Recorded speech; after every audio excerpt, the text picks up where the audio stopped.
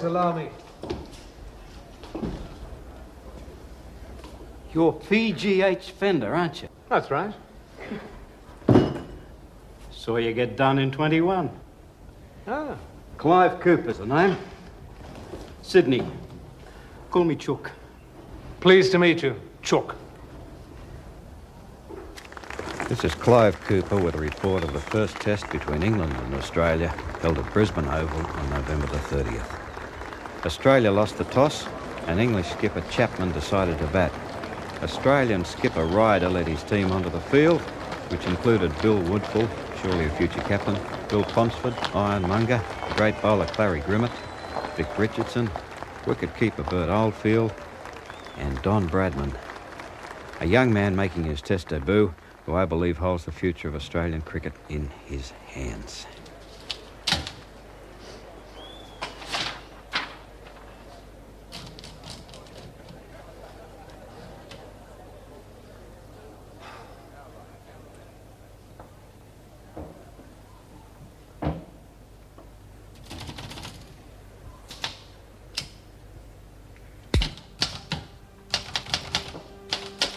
November 30th, 1928, Brisbane.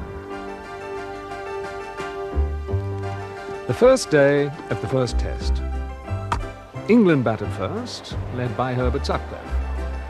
The English batsmen immediately set about destroying the Australian bowling. Hour after hour, the score mounted. Sutcliffe 38, Hammond 44, Hendren a mighty 169, Chapman 50, Hobbs 49, Tate 26, and Larwood a commendable 70. Douglas Jardine, making his debut in Test cricket, scored a creditable 35, helping take England to a remarkable first innings score of 521.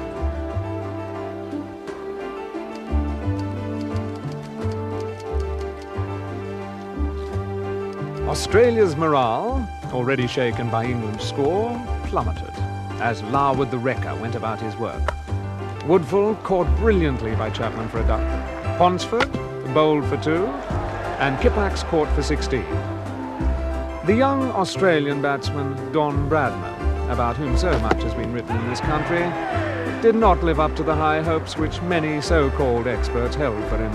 LBW for 18. We once again witness the phenomenon of a young man burning bright, but ever so brief as he passes across the cricketing sky. Australia were all out for 122, giving England a massive, unbelievable lead of 399 runs.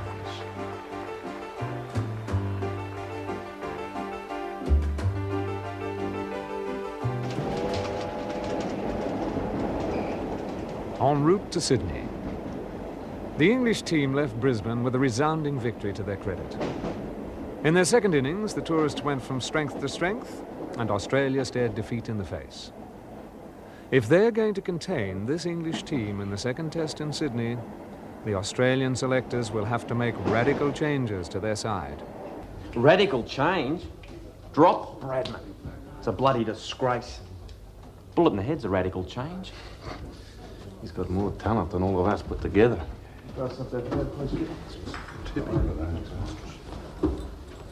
They couldn't make the same mistake again. Hang around.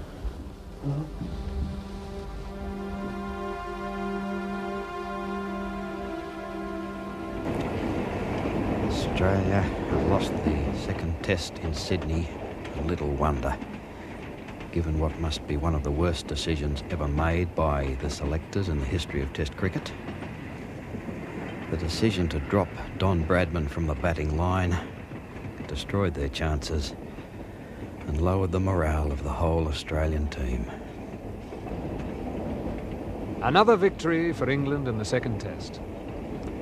However, the on-field tactics of the English skipper, APF Chapman, are cause for serious concern. He insists on using Harold Larwood as a stock bowler instead of for his shock value. Still, success follows success. The Australians are finding our bowlers unbeatable, our batsmen unstoppable.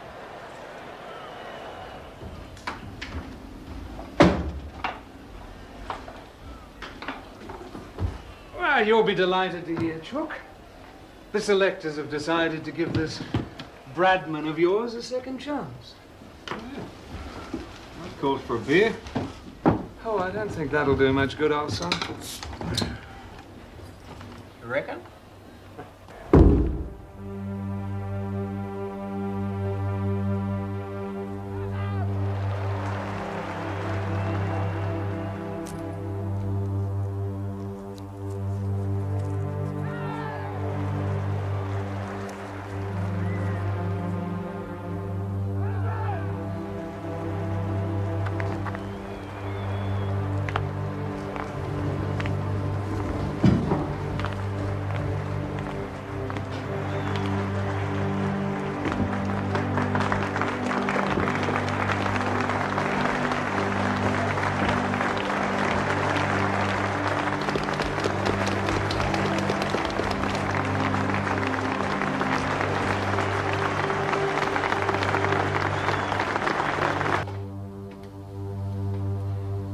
He's on his way to the wicket.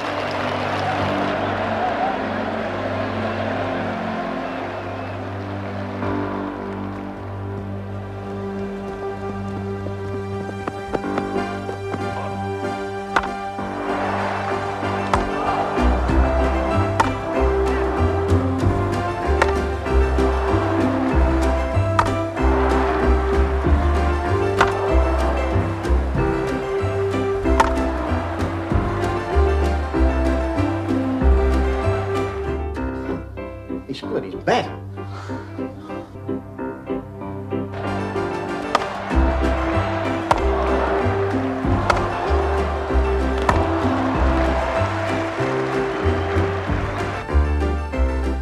'94. Nervous 90s.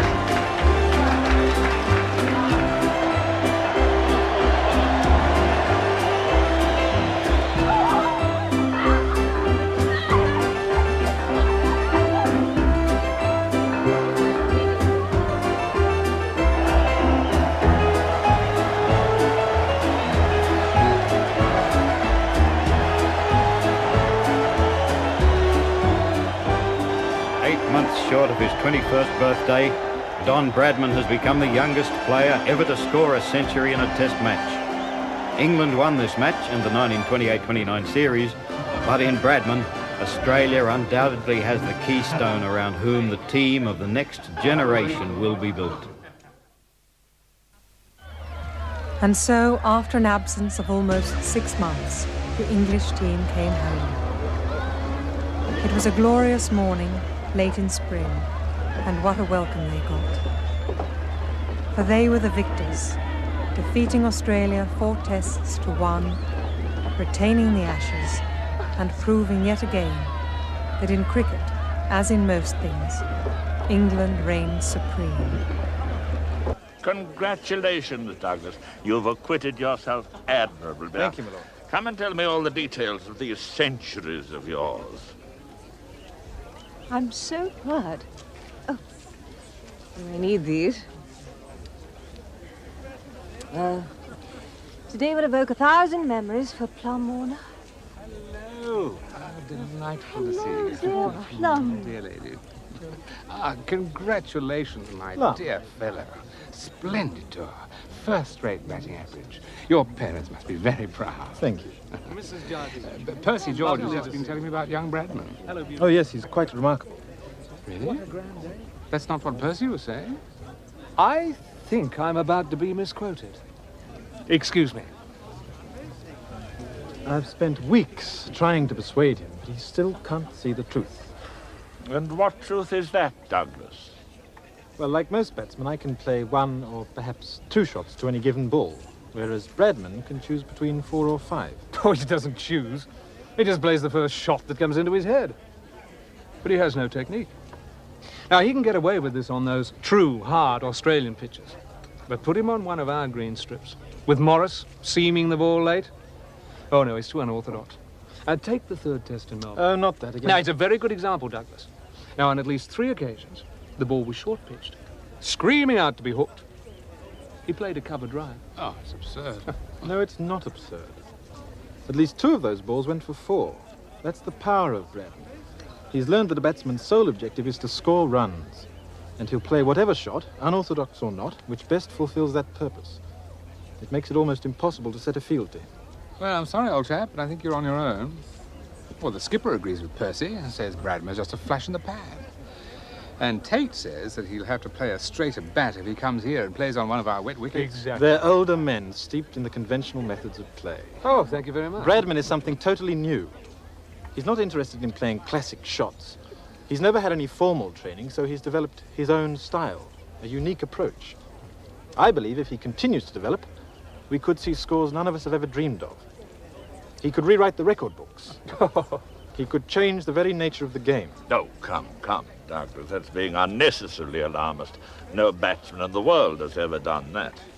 I must say, in fairness, there are hundreds of thousands of Australians who'd agree with Douglas.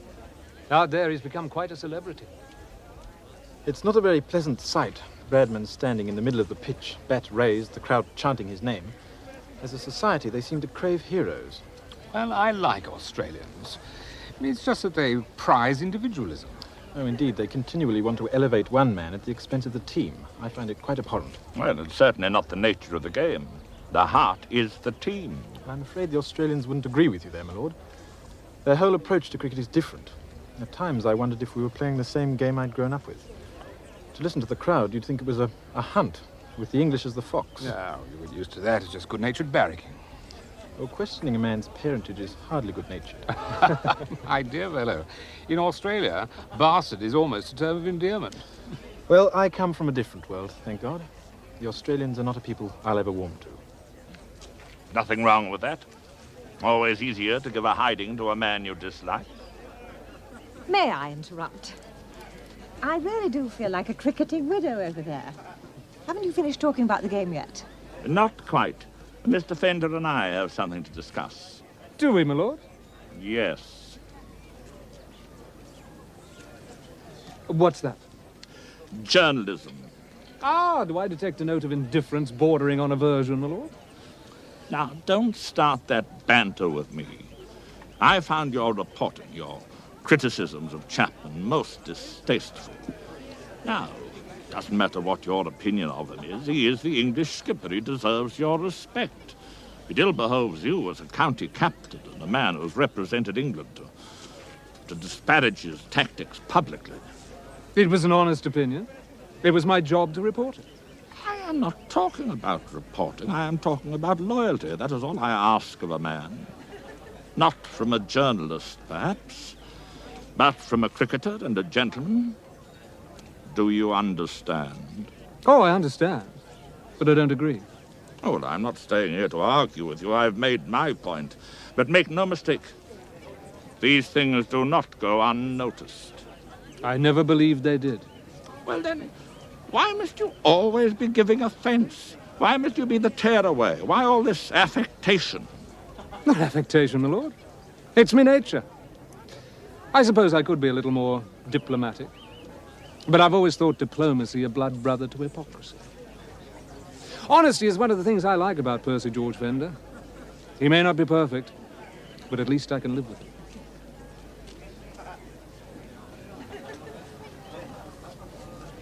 Oh, Well, what was all that about? Oh, nothing much. My attitude, behavior, personality. That's all. Why? Douglas, there's one thing you must learn about the Lords. In defeat, they're unbearable. In victory, insufferable. Hey-ho. Shall we go? Let's.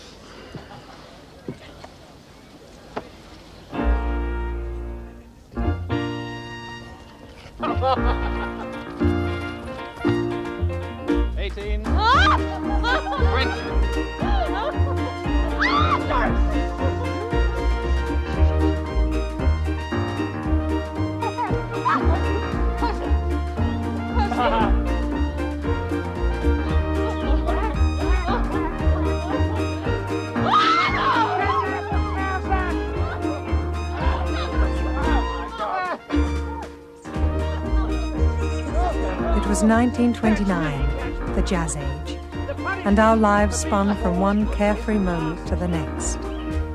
Every day we stretched out our hands further, trying to gather into our arms all the glittering prizes of our youth. And yet there was a brittleness in our laughter, a fever to our lives. It was as if we knew deep within some recess of our minds that nothing which ran so fast could run for long. Around the world, there was a gathering darkness, waiting to close in. The greatest depression the world had ever known, not only of an economy, but of men's spirits. Just as one generation had been destroyed by the Great War, so the next was crushed by the Depression. 1 in 5 people out of work, industry swept away, whole towns devastated. Hunger, rationing, and the dole. For many people, there was one thing which helped relieve the misery of their daily lives, and that thing was sport. In such a climate, the Australian Test side arrived in England in April of 1930. Among the team were 11 cricketers making their first overseas tour, all of them so young they were immediately christened in honour of their manager, Kelly's Crash. By any measure, it would prove to be a remarkable Test series, one which those who witnessed it would never forget. You see, Don Bradman was about to rewrite the record book. That's fine, thanks. Yeah, same for me, thanks. Make that 3. Make it 7. Bill. Woody did. Lovely Chap, to welcome. see you. Yes. Gentlemen, Welcome. may I introduce Mr. Percy Fender, skipper of Surrey, the finest captain never to have captained England. Oh, thank you very much, Bill. How are Alan? Percy. Pleased to see you. Hello. How are you? Oh, we didn't actually meet in 28. I feel as though I know you, though. I've read most of your articles. Oh, that's more than I have. Hello. Nice to see you. Hello. I think you once described me as a schoolboy batsman. Ah, it's a journalist's whim. On the other hand, Douglas here is a great admirer. Yes, we met in Brisbane. It has led to countless arguments. I think you're in for a surprise. Well, we'll see soon enough. Day after tomorrow. Mm-hmm. Surrey has a very good record against Australian teams. I think we'll give you a run for your money. We'll look forward to it. All the best, guys. Good luck, Bill. You too, Percy. Well, Don, how about the schoolboy giving him a caning?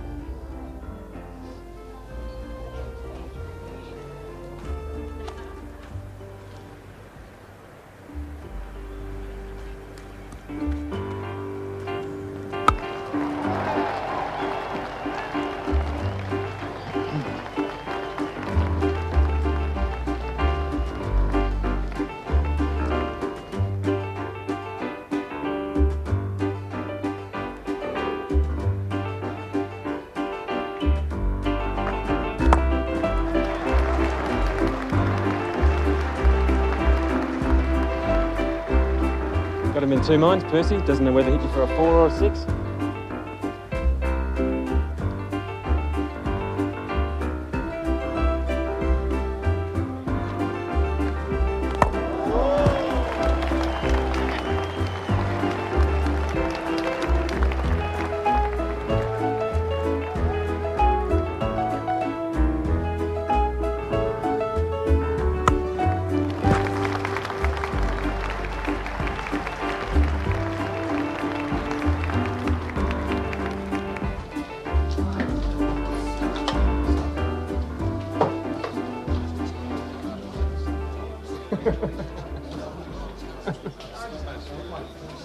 Oh, God. Oh, what a fool he made of me. He put every ball exactly where he wanted, where it would cause me the most humiliation. Don't worry, Percy. It'll be forgotten in a month. It's going to destroy every bowler in the land. As I said, he's unique, a phenomenon. Oh, nobody said we weren't warned. Oh, well done, DR. It's going to be a bleak summer. It will indeed. England's only hope is to think broadly, develop a new strategy, one aimed solely at curbing Bradman. You think so? I think our only hope is prayer. At least God is an Englishman. Or has that changed too?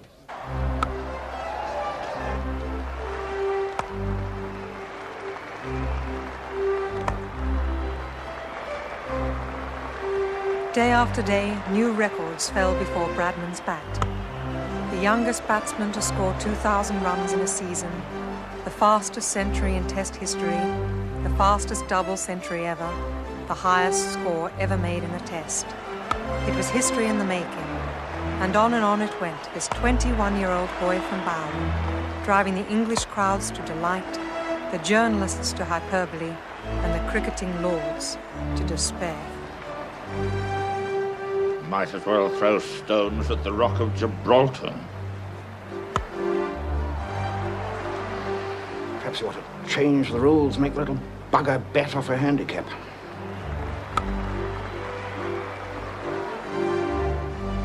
All we can do is pray for rain. Couldn't he be asked to use a smaller bat?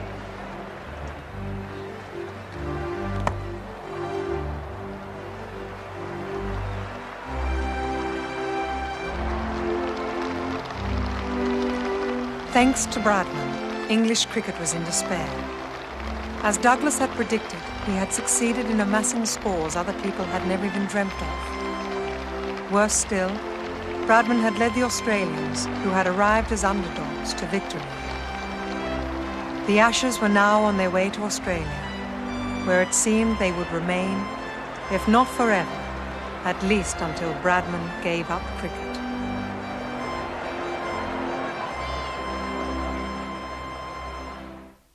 How old is he? 21? That's right. Talk about a depression. Another 20 years of Bradman. Oh, dear God. And not a bowler to trouble him, let alone stop him. Not Tate, not Peebles, not even Larwood, Douglas. Larwood? He heads the casualty list. Bradman's finished his career. Thanks a lot. There's no profit in talking about individual bowlers. It's like waging war and worrying about an infantryman.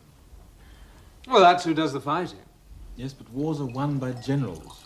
The first thing you need is a strategy. That's easy to say, old chap, but I don't think there's a strategy in cricket to contain Bradman. Not to contain him, to neutralize him.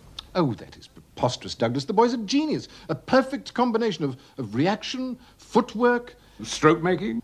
Yes, exactly. And intelligence. He's the best batsman in the world, no doubt. But the perfect sportsman hasn't been born yet. Every athlete has a weakness. Very comforting, old boy, but unfortunately you can't bowl him out with platitudes. No plum or anything else.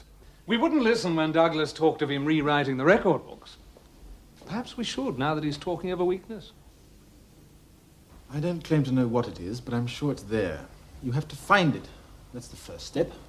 On it can be built a strategy. Now, no cricketer, no matter how great, whose skills don't contribute to that strategy, should be in the English team. This country led the world into the industrial age. What you have to do now is to design another machine. A cricketing machine. A whole team? Designed to beat one man? Well, I think he's that good. I can't see it myself. Even assuming he has a chink in his armour. It would leave you too weak in other areas. The best teams have always contained a diversity of skills. What Douglas is advocating is putting all your players in one basket. I know that, Plum, but if you don't beat Bradman, you can't beat Australia. You've tried bowling him out. Now you have to think him out.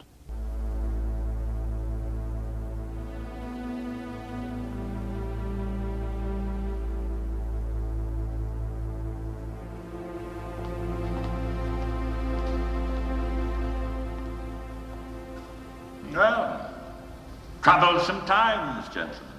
Yes, another riot today in Manchester. Well, little wonder. Unemployment nearly 20%. I was thinking rather more of Bradman. Oh, yes, he's a problem too. Problem? You might just as well take up tennis. Come on now. You know the British never surrendered, even when their backs are to the wall. You were Secretary of War. Where's your fight? Oh, I've got plenty of fight. But the only way I can see to get Bradman out is to send in a couple of battalions. According to young Jardine, the infantry is useful, but wars are won by generals. What England must have is a clear strategy. Go on. That's the sort of thinking we need. Well, he says, if you can't bowl Bradman out, you must think him out. He has this idea of designing an entire team to exploit Bradman's weakness. What weakness? Oh, well, that's what it falls apart. Jardine's rather like a physicist, talking about the atom. He's never actually seen it, but he's absolutely certain it exists. So now, just don't dismiss it.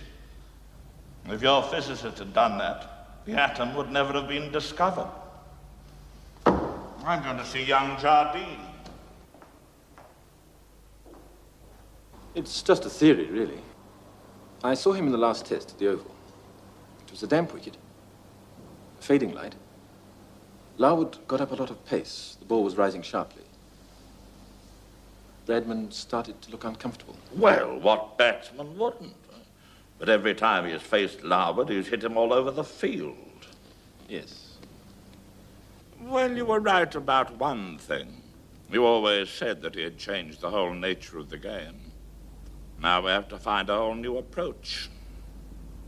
That's the challenge. Who is there can meet it? Well, England has some fine skippers. Who? Chapman? Wyatt? They had their chances this summer. Inadequate. Yesterday's men playing yesterday's game. You know, you have many fine qualities yourself, Douglas, both as a man and as a cricketer, qualities that could be useful to England. As long as you have never been captain of a county team, it's rather difficult for you to be considered. Yes, I know that, my lord. Has Fender ever indicated to you how long he might remain as captain of Surrey? No, my lord, we've never discussed it. Would he stand down? In your favor? I don't know. I'd never ask him. He's my greatest friend. Not even it meant a chance of being captain of England?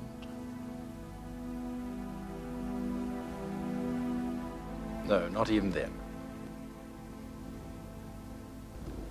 I'm sorry. Oh, don't be.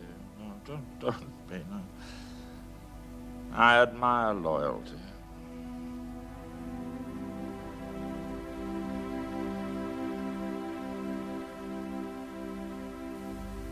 So, what did Lord Almighty Harris want? He's been talking to Warner. He wanted to hear my thoughts on Bradman. What did you tell him? No, nothing new. What, is that all?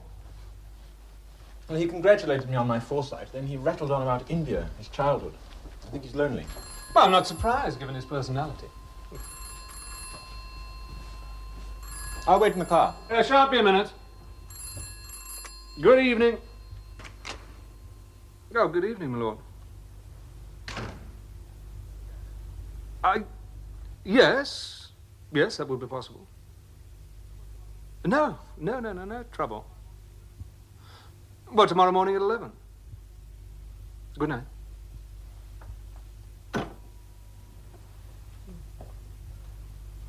I'm quite sure that you don't want to spend any longer with me than you have to, so I'll come straight to the point. If you would, my lord.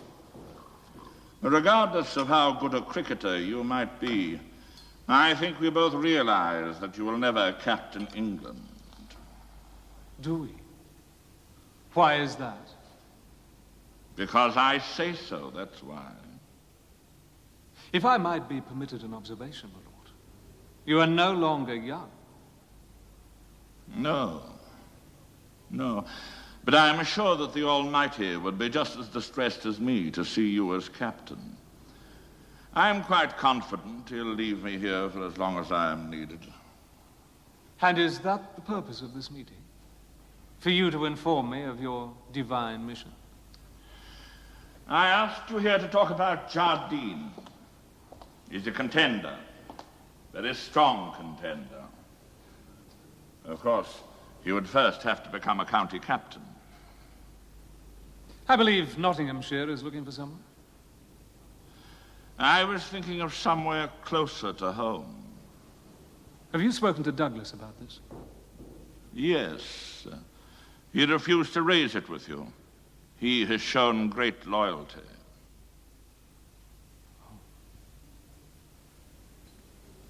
And what do you say? You speak of God, but you give me the devil's alternative.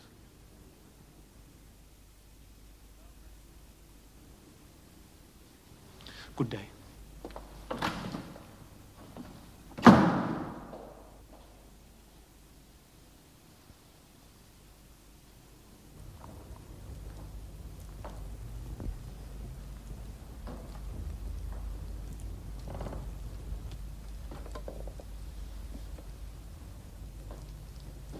Where the hell have you been? My apologies. Thought you'd forgotten. I'm sorry, Edith. We're about to go. Don't worry. The table was booked for 8. I'm sure they will have held it. Douglas, before we go, I'd like to have a chat, if you don't mind. And a drink?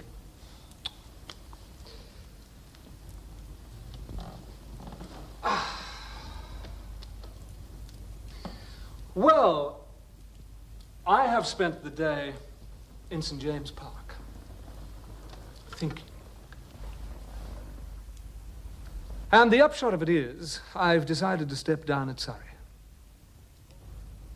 But why?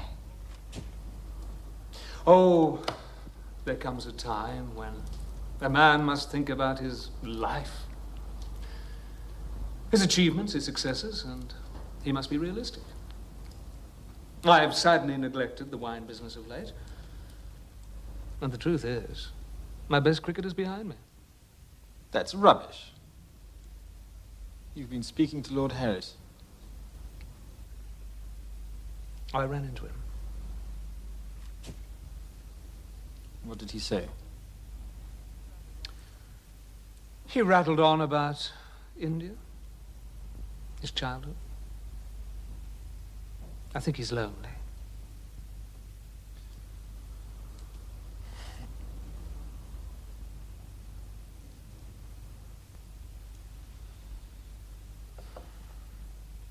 Do it, Douglas. No, I can't. Not like this. Forget about the circumstances. If I can't, then nothing would please me more than to see you have it.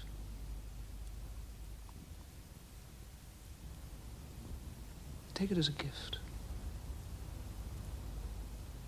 A gift to a dear, loyal friend.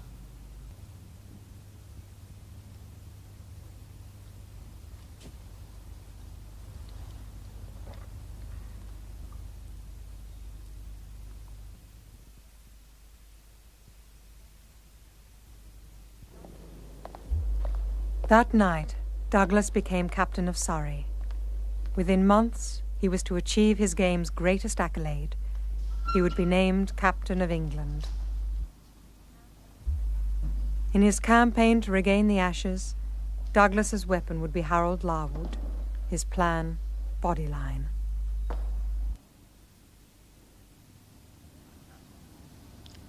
The captain. The captain.